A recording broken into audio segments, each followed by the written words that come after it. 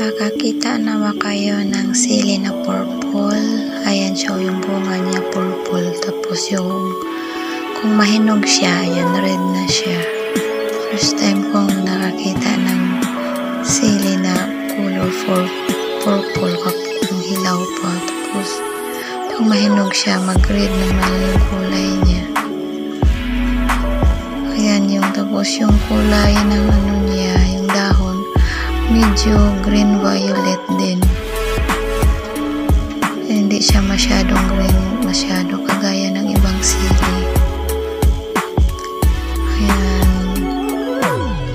Nakakita na kayo ng ganitong sili na purple. Ayan. Ang anghang-anghang niya, para siyang kulikot. Ayan.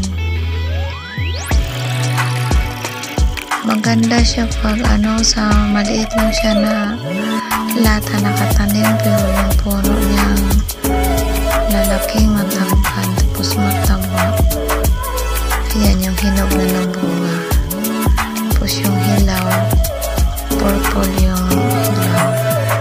Ngayon lang ako nakakita ng sili na color purple. Tapos kung mahinog na siya, color red na siya. Ayan siya, hinog na siya. Napakaanghang niya, para siyang sili na kulikot, yung maliliit kagaya niya kaliit. Ayan, ganyan yung ano niya. Ayan, hinog na siya. Masarap siya sa sa sausawan. Malibel din niya yung anghang ng kulikot, yung maliliit na karaan na sili. Ayan siya, kapag hinog na. Ayan yung sa kabila, purple pa kasi hindi pa siya masyadong hinog. Ayan, sa kabila, red na siya. Ayan, kasi hinog na yung kabila.